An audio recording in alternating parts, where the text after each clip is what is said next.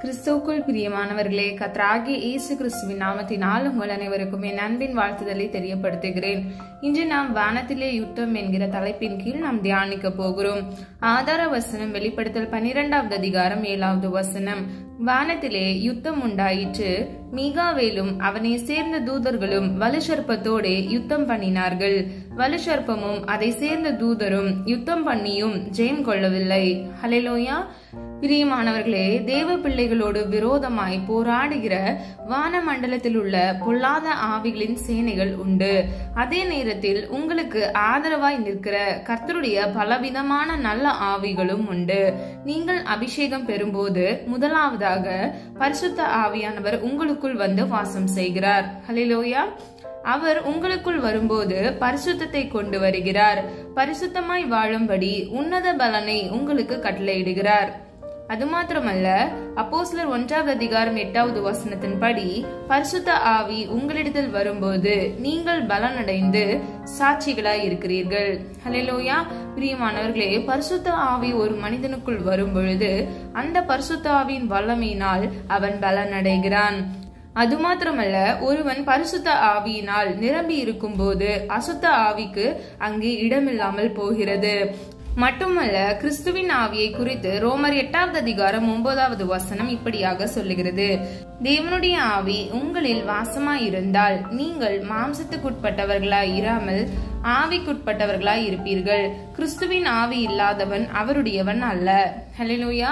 பிரியமானவர்களே, பிதாவாகிய தேவனுடைய பிள்ளைகளாய் நீங்கள் இருக்கும் பொழுது பரிசுத்த ஆவியானவராகிய தேவனுடைய ஆவி உங்களில் வாசமாய் இருக்கும் பொழுது நீங்கள் மாம்சத்துக்குட்பட்டவர்களாய் இராமல் நீங்கள் ஒவ்வொருவரும் ஆவிக்கு உட்பட்டவர்களாய் இருப்பீர்கள். பிரியமானவர்களே, கிறிஸ்துவின் ஆவியை நீங்கள் பெற்றுக்கொள்ளும் போது கிறிஸ்துவின் சுபாவங்கள், குணாதிசயங்கள் உங்களுக்குள் வருகின்றன. உங்களை கிறிஸ்துவை போல ஜெயம் கொண்டவர்களாய் நிலைநிறுத்துகிறது. ஹல்லேலூயா. சத்திய ஆவியை குறித்து யோவான் 14வது அதிகாரம் 17வது வசனத்திலும் யோவான் 16வது அதிகாரம் 13வது வசனத்திலும் போன்ற பகுதிகளில் நாம் வாசிக்கிறோம். அவர் சகல சத்தியத்திற்குள்ளும் உங்களை வழி நடத்துகிறார். சத்தியமான பாதையிலே நடக்க ஆலோசனை தந்து வழி நடத்தி செல்லுகிறார். ஹல்லேலூயா. ஏசாயா 4வது அதிகாரம் 3வது வசனத்தின்படி சுட்டரிப்பின் ஆவியும் நமக்கு அவசியம். பாவத்தின் சுபாவங்கள் சுட்டரிக்கப்பட வேண்டும். அந்தகாரத்தின் வல்லமைகள் சுட்டரிக்கப்பட வேண்டும். செய்வனை வல்லமைகள், பில்லி சூனிய ஆவிகள் சுட்டரிக்கப்பட வேண்டும். ஹல்லேலூயா. பிரியமானவர்களே, இன்னும் ஞானத்தையும் தெளிவையும் அளிக்கும் ஆவி உண்டு. இதை நாம் எபேசியர் 1வது அதிகாரம் 17வது வசனத்தில் அறிந்து கொள்கிறோம். நம்முடைய கர்த்தராகிய இயேசு கிறிஸ்துவின் தேவனும் மகிமையின் பிதாவுமானவர் தம்மை நீங்கள் அறிந்து கொள்வதற்கான ஞானத்தையும் தெளிவையும் அளிக்கிற ஆவியை உங்களுக்கு தந்தருள வேண்டும் என்று குறிப்பிடுகிறார். ஹல்லேலூயா. பிரியமானவர்களே, பரிசுத்த ஆவியை பெறுகிற அனுபவம் வேறு, ஞானத்தையும் தெளிவையும் பெறுகிற அனுபவம் வேறு. இதை நாம் ஏசாயா 11வது அதிகாரம் 2வது வசனத்தில் நாம் அறிந்து கொள்கிறோம். ஞானத்தையும் உணர்வையும் அருளும் ஆவியும், ஆலோசனையும் பலனையும் அருளும் ஆவியும், அறிவையும் கர்த்தருக்கு பயப்படுகிற பயத்தை அருளும் ஆவியும் ஆகிய கர்த்தருடைய ஆவியானவர் அவர் மேல் தங்கியிருப்பார். ஹல்லேலூயா. பிரியமானவர்களே, தேவனுடைய பிள்ளைகள் வெற்றிகரமான கிறிஸ்துவ வாழ்க்கை வாழ வேண்டும் என்றால் விண்ணப்பத்தின் ஆவியையும் மன்றாட்டின் ஆவியையும் வேண்டுதலின் ஆவியையும் பெற்றுக்கொள்ள வேண்டும். ஹல்லேலூயா. பிரியமானவர்களே, நமக்கு கர்த்தர் இதை கொடுப்பேன் என்று நம்ம பார்த்த ஒவ்வொரு வசனங்களிலும் கொடுக்கப்பட்டிருக்கிறத நம்ம அறிந்து கொள்கிறோம். ஞானத்தையும் தெளிவையும் தருகிறார். சுட்டரிப்பின் ஆவியை தருகிறார். அது நிமித்தமாக செய்வனை வல்லமைகள், பில்லி சூனிய ஆவிகளை நம்மால் சுட்டரிக்க முடியும். சத்திய ஆவியை நமக்கு தருகிறார். சத்திய ஆவியை நமக்குள் தந்து நம்மை சகல சத்தியத்துக்குள்ளும், அதாவது சத்திய பாதையில் நம்மை வழிநடத்துகிறார். நம்ம இந்த ஒவ்வொன்றையும் நாம் என்ன செய்ய வேண்டும்? பெற்றுக்கொள்கிறவர்களாய் நாம் இருக்க வேண்டும். முதல் வசனத்தில் நம்ம பார்த்தது போல வானத்திலே ஒரு யுத்தம் உண்டாயிற்று, மீகாவேலும் அவனை சேர்ந்த தூதர்களும் வலுசர்ப்பத்தோட யுத்தம் பண்ணினார்கள். ஹல்லேலூயா. பிரியமானவர்களே, இந்த உலக வாழ்க்கையில் நமக்கு உபத்திரவம் உண்டு. ஆனாலும் திடன் கொள்ளுங்கள், நான் உலகத்தை ஜெயித்தேன் என்று கர்த்தராகிய இயேசு கிறிஸ்து சொல்லுகிறார். பிரியமானவர்களே, உலக பிரியமாக நம்ம மாம்சீக கண்ணுல பிசாசனுடைய தந்திரங்களையோ ஆவிகளையோ நம்ம பார்க்க முடியாது. ஆனா ஆவிக்குரிய மண்டலத்துல பிசாசன் தந்திரங்களை நம்மால பார்க்க முடியும். ஹல்லேலூயா. இங்கிலீஷ்ல ஸ்பிரிச்சுவல் ஐ அப்படின்னு சொல்லுவாங்க. நம்முடைய ஆவிக்குரிய கண் நிமித்தமாக இந்த ஆவிக்குரிய உலகத்தை நம்ம பார்க்கலாம்.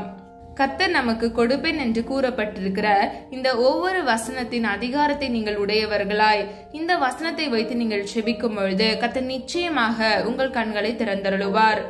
சகரியா 12வது அதிகாரம் 10வது வசனத்தின்படி, நான் தாவீது குடும்பத்தாரின் மேலும் எருசலேம் குடிகள் மேலும் கிருபையின் ஆவியையும் விண்ணப்பங்களின் ஆவியையும் ஊற்றுவேன் என்று கர்த்தர் சொல்லுகிறார். இந்த விண்ணப்பத்தின் ஆவி இருந்தால்தான் நீங்கள் போராடி ஜெபிக்க முடியும். பிரியமானவர்களே, அந்தகார ஆவிகளை எதிர்த்து வெற்றி பெறுவதற்கு கர்த்தர் தருகிற நல்ல ஆவியை பெற்றுக்கொள்ள வேண்டும். 2 கொரிந்தியர் 4வது அதிகாரம் 13வது வசனத்தின்படி, விசுவாசித்தேன் ஆகையால் பேசினேன் என்று எழுதியிருக்கிறபடி நாங்களும் அந்த விசுவாசத்தின் ஆவியை உடையவர்களாய் இருந்து விசுவாசிக்கிறபடியால் பேசுகிறோம். ஹல்லேலூயா. பிரியமானவர்களே, இந்த வசனத்தின்படி நம்ம விசுவாசிக்க வேண்டும். விசுவாசிக்கும் பொழுதுதான் நம்ம அதை பெற்றுக்கொள்ள முடியும். ஹல்லேலூயா. பிரியமானவர்களே, இந்த ஒவ்வொரு அனுபவங்களையும் நீங்கள் உங்கள் வாழ்க்கையில் பெற்றுக்கொண்டவர்களாய் இருக்கும் பொழுது அந்த ஆவிக்குரிய உலகில் உங்களுக்கு விரோதமாக போராடுகிற சத்துருக்களின் தந்திரங்களை நீங்கள் மேற்கொள்ள முடியும். ஹல்லேலூயா. முதலாவது, இந்த கிருபைகளை நீங்கள் பெற்றுக்கொள்வதற்கு கர்த்தரிடத்திலிருந்து விண்ணப்பத்தின் ஆவியை சகரியா 12வது அதிகாரம் 10வது வசனத்தின்படி நம்ம பெற்றுக்கொள்ள வேண்டும். பிரியமானவர்களே, இன்னைக்கு அநேக கிறிஸ்தவ குடும்பங்களுக்கு நம்ம எதற்காக கஷ்டப்படுறோன்னே தெரியாது. ஏன்னா அவங்க வெறும் மானசீக கண்ணுல இந்த உலகத்தை பார்த்து கொண்டு இருப்பாங்க. ஆனா நமக்கே தெரியாம ஆவிக்குரிய மண்டலத்துல நமக்கு விரோதமாக சத்ருவானவன் பிரச்சனைகளையும் போராட்டங்களையும் கொண்டு வருவான். ஆனா நம்ம என்ன செய்வோம், நம்ம மாம்சீக கண்கள்ல பார்த்து இந்த நபரால இருக்குமோ, இந்த சூழ்நிலைனாலதான் நமக்கு வந்துச்சுன்னு சொல்லி நம்ம தப்பா யோசித்து கொண்டிருப்போம். ஆனா சத்ருவானவன் கெச்சிக்கிற சிங்கம் போல நமக்கு விரோதமாக பிரச்சனைகளை கொண்டு வருவான். ஹல்லேலூயா. அப்போ நம்ம அதை மேற்கொள்ளணும் அப்படின்னா நமக்கு இப்படிப்பட்ட வல்லமைகள் கர்த்தருடைய சமூகத்திலிருந்து நமக்கென்று கர்த்தர் வைத்திருக்கிற அந்த கிருபைகளை நாம் பெற்றுக்கொள்ள வேண்டும். ஹல்லேலூயா. விண்ணப்பத்தின் ஆவியை நாம் பெற்றுக்கொண்டு கர்த்தரிடத்தில் போராடி நாம் ஜெபிக்கும் பொழுது நமக்கு விரோதமாக வான மண்டலத்தில் போராடுகிற பொல்லாத ஆவிகளையும் அதனுடைய சேனைகளையும் நாம் மேற்கொள்வதற்கு இது நமக்கு உதவியாக இருக்கும். ஹல்லேலூயா. பிரியமானவர்களே, நம்மளாரும் நமக்கென்று கர்த்தர் கொடுத்த அதிகாரத்தை உடையவர்களாய் நம்ம அந்த அதிகாரத்தோடு நம்ம ஜெபித்து நாம் இதை பெற்றுக்கொள்ள வேண்டும். ஹல்லேலூயா. நம்ம எல்லாரும் ஒரு மனதா ஜெபிக்கலாமா? அன்பின் பிதாவே, அப்பா, எங்கள் ஒவ்வொருவரையும் அது கரத்துல ஒப்பு கொடுக்கிறோம். எங்களிடத்தில் குற்றங்கள் உண்டு, குறைகள் உண்டு. அப்பா, தயவாய் மன்னிங்க. அப்பா, உம்முடைய சித்தம் எங்களுடைய வாழ்க்கையில நிறைவேறட்டும். அப்பா, வான மண்டலத்தில் எங்களுக்கு விரோதமாக போராடுகிற பொல்லாத சேனைகளை மேற்கொள்வதற்கு நீர் எங்களுக்காக கொடுத்திருக்கிற அரிய பெரிய வல்லமையான கிருபைகளுக்காக நன்றி செலுத்துகிறோம். ஆண்டவரே, சுட்டரிப்பின் ஆவியை வைத்திருக்கிறீர், ஞானத்தையும் தெளிவையும் அளிக்கிற ஆவியை வைத்திருக்கிறீர். அதற்காக நன்றி. உம்முடைய சித்தத்தின்படி நாங்கள் ஒவ்வொரு கிருபா வரங்களையும் நாங்கள் பெற்றுக்கொள்ள இயேசுவின் நாமத்தினால் கிருபை செய்யுங்க. ஒவ்வொரு பிள்ளைகளையும் கிருபையின் ஆவியினாலும் விண்ணப்பத்தின் ஆவியினாலும் நிரப்புங்கப்பா. சாத்தானை மேற்கொள்ள ஆண்டவரே சத்திய ஆவியானவர் அப்பா பிள்ளைகளுக்குள் இருந்து சகல சத்தியத்துக்குள்ளும் போதித்து நீர் வழிநடத்தும்படியாய் ஜெபிக்கிறோம். ஆண்டவரே, உம்முடைய சித்தம் செய்ய இயேசுவின் நாமத்தினால் கிருபை செய்யுங்க. கிறிஸ்துவின் சுபாவங்கள் குணாதிசயங்கள் உடைய பிள்ளைகளுக்குள் வர இயேசுவின் நாமத்தினால் கிருபை செய்யுங்க.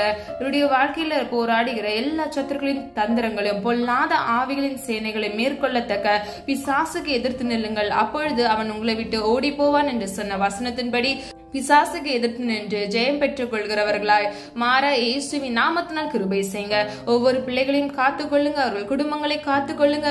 இன்னைக்கு அநேக குடும்பங்கள் மந்திர கட்டுகள்னால செய்வினைகள்னால பாதிக்கப்பட்டிருக்குப்பா.